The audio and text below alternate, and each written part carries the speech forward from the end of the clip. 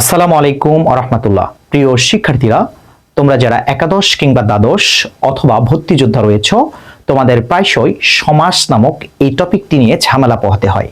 আমরা সমাস এই টপিকটিকে আমাদের নিজস্ব শীটের মাধ্যমে কিভাবে পড়িয়ে থাকি সেই ডেমোটি আজকে আপনাকে দেখাবো। তাহলে দেখেন, প্রথমে আমরা সমাস, এটাকে আমরা অনেকে ফানি করে বলি 6 মাস, কেননা কেউ বলে শিখতে লাগে 6 মাস। আসলে কি শিখতে 6 মাস লাগে? কখনোই না। আপনি মাত্র 2টি ক্লাসে এই সমাসকে একবারে পানি করতে পারবেন ইনশাল্লাহ। তাহলে দেখেন, আমাদের যে সমাসের শীটটি রয়েছে এখানে সুন্দর করে বলা আছে সমাস কাকে বলে। পরস্পর অর্থসঙ্গতি ও সম্বন্ধ বিশিষ্ট দুই বা ততোধিক পদে এক পদী পরিণতকে সমাস বলে। দেখেন, সমাজের বিশ্লেষণ রূপটা সুন্দর করে দেওয়া আছে। সমাস যে একটি কৃৎপ্রত্যয় সাধিত শব্দ, সুন্দর করে গোছানো আছে। সমাসের সন্ধি বিচ্ছেদ দেওয়া আছে, সমাসের উদ্দেশ্য কি, এবং সমাসের যে 3টি অর্থ রয়েছে, সংক্ষেপ, মিলন, একাধিক পদকে একপদীকরণ। অনেকে বলবেন এটা কিভাবে হয়। সে ধরেন, আমি যদি বলি যে ছেলেটি ঢাকা বিশ্ববিদ্যালয়ে পদার্থ বিষয়ক বিজ্ঞানে পড়ে, তাহলে দেখেন এখানে পদ ছিল পদার্থ বিষয়ক বিজ্ঞান 3টা। আমরা কি এই বাক্যটাকে বলতে পারি না ছেলেটি ঢাকা বিশ্ববিদ্যালয়ে পদার্থ বিজ্ঞানে পড়ে? তাহলে এই যে 3টি পদকে আমরা ছোট করে আনলাম, এটাকেই বলা হচ্ছে সমাস। তাহলে দেখেন, সমাস কোন ভাষার শব্দ? সংস্কৃত ভাষার শব্দ। সমাস ব্যাকরণের শব্দ বা রূপতত্ত্বে আলোচিত হয়।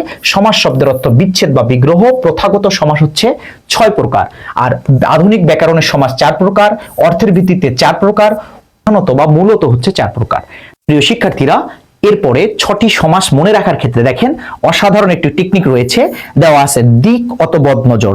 দিতে দ্বিগু সমাস, কতে কর্মধারয় সমাস, অতে অব্যয়ীভাব সমাস, ততে তৎপুরুষ সমাস, বতে বহুব্রীহি সমাস এবং দতে দ্বন্দ্ব সমাস। শুধু এটাই না, কিছু অপ্রধান সমাস রয়েছে। যখন আমরা ক্লাস করাই তখন প্রত্যেকটি সমাসকে ছন্দে ছন্দে বোঝানো হয়।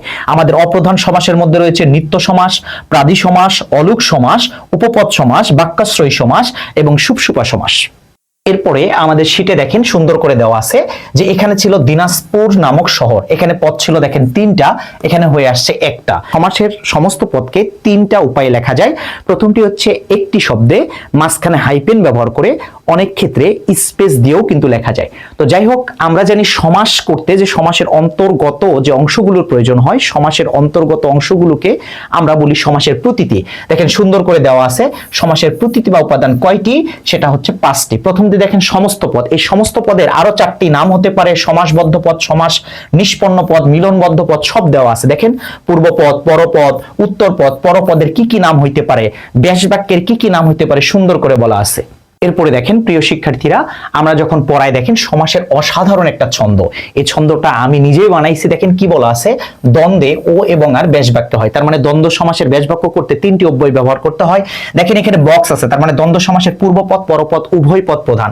তারপর দেখেন বলা আছে দ্বিগুতে সমাহার ও পূর্বপদের সংখ্যা থাকে বিপ্লব ভাই কয়। তার মানে দ্বিগু সমাসে ব্যাস বাক্য করতে সমাহার বা সমষ্টি থাকবে, এবং দ্বিগু সমাসের সমস্ত পদের পূর্বপদে কি থাকবে, সংখ্যা থাকবে। এবং দ্বিগু সমাসের কোন পদ প্রধান, পরপদ প্রধান, সেটাও কিন্তু দেওয়া আছে। তারপর দেখেন কি বলা আছে, কর্মধারায় যে, যিনি, ন্যায়রূপ, মত, বিষয়ক ইত্যাদি থাকে প্রধানত ভাই। তার মানে কর্মধারায় সমাসের ব্যাস বাক্য করতে যে, যিনি, ন্যায়রূপ, মত নামক এগুলো থাকবে। এবং কর্মধারায় সমাসের কোন পদ প্রধান, পরপদ প্রধান। এরপরে দেখেন দেওয়া আছে যার ব্যাস বাক্যে শেষে থাকলে তার বহুব্রীহি কয়। তার মানে কোন সমাসের ব্যাস বাক্যে যদি আপনার যার পাওয়া যায় তাহলে এটা কোন সমাস, বহুব্রীহি সমাস। দেখেন বহুব্রীহি সমাসের পূর্বপদ পরপদ না বুঝিয়ে আলাদা কোনো ব্যক্তি, বস্তু এবং স্থানকে বোঝানো হয়। এই লক্ষ্য করলে দেখবেন দ্বন্দ্ব সমাসের উভয় পদ প্রধান, কিন্তু বহুব্রীহি সমাসের কোন পদ প্রধান না। এই জন্য দ্বন্দ্ব সমাসের বিপরীত সমাস কিন্তু বহুব্রীহি। তারপর আমরা যদি একটু লক্ষ্য করি, পূর্বপদে বিভক্তি লোপ পেলে তৎপুরুষ হয়। তার মানে কোন সমাসের যদি আপনি বিভক্তি লোপ করে ব্যাস বাক্য করেন তাহলে সেটি কোন সমাস, তৎপুরুষ সমাস। তৎপুরুষ সমাসের কোন পদ প্রধান, পরপদ প্রধান। তারপর বলা হচ্ছে অব্যয় বা উপসর্গযুক্ত ব্যয়হীন পদটি সর্বদা অব্যয় হয়। তার মানে কোন সমাসের শুরুতে যদি অব্যয় কিংবা উপসর্গ দ্বারা শুরু হয় তাহলে সেটি কিন্তু অব্যয়ীভাব সমাস। তাহলে দেখেন অব্যয়ীভাব সমাসের কোন পদ প্রধান, পূর্বপদ প্রধান। এই জন্য বলা হয় অব্যয়ীভাব সমাসের বিপরীত সমাসের নাম কি, অব্যয়ীভাব সমাসের বিপরীত সমাসের নাম হচ্ছে দ্বিগু সমাস।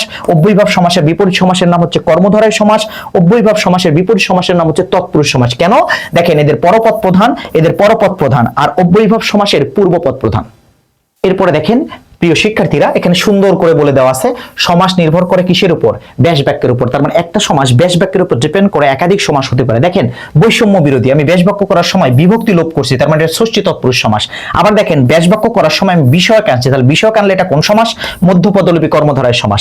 আবার দেখেন নবরত্ন ব্যাস বাক্য করার সময় যে আনছি, তার মানে এটি কর্মধারয় সমাস। নবরত্ন ব্যাস বাক্য করার সময় আমি সমাহার আনছি, তার মানে এটা দ্বিগু সমাস। আবার দেখেন দুধভাত যখন আমরা বলছি ব্যাস বাক্য করার সময় ও আনছি, তার মানে এটি দ্বন্দ্ব সমাস। দুধভাত যখন আমরা ব্যাস বাক্য করছি মিশ্রিত আনছি, তার মানে এটা মধ্যপদলোপী কর্মধারয় সমাস। আবার দেখেন আমরা যখন ব্যাস বাক্য করার সময় আমরা কি করব? আমরা যখন 3, 2, 1 সিকোয়েন্সে করব তখন সেটা হয়ে যায় একশেষ দ্বন্দ্ব সমাস। আর যখন আমরা 2, 1 এবং 3 এই সিকোয়েন্সে করব সেকেন্ড পারসন, ফার্স্ট পারসন এবং থার্ড পারসনে, তখন সেটা হয়ে যায় নিত্য সমাস। প্রিয় শিক্ষার্থীরা, দেখেন দ্বন্দ্ব সমাসের বিপরীত সমাসের নাম কি? বন্ধন সমাস। দ্বন্দ্ব সমাস কয় প্রকার? দেখেন সুন্দর করে দেওয়া আছে, দ্বন্দ্ব সমাস চিনার উপায়গুলো সুন্দর করে দেওয়া আছে। সাধারণ দ্বন্দ্ব, অলুক দ্বন্দ্ব, বহুপদী দ্বন্দ্ব, একশেষ দ্বন্দ্ব।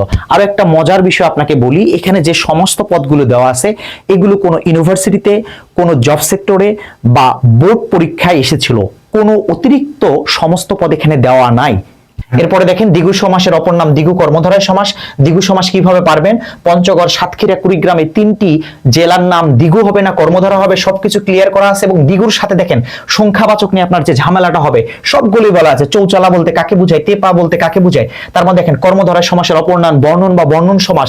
কর্মধারয় সমাস কিভাবে চিনবেন প্রত্যেকটা সুন্দর করে দেওয়া আছে। মধ্যপদলোপী, উপমান, উপমিত, রূপক কর্মধারায়। তারপর দেখেন অব্যয়ভাব সমাসের অপর নাম কি? আদ্য প্রত্যয় সমাস। এবং অব্যয়গুলো আপনি বেসিক্যালি আলাদা আলাদা করে পড়েন, এখানে যে অব্যয় কটা আছে এটাই এনাফ। তারপর দেখেন এখানে তৎপুরুষ সমাসের অপর নাম কি? কারকলোপী সমাস।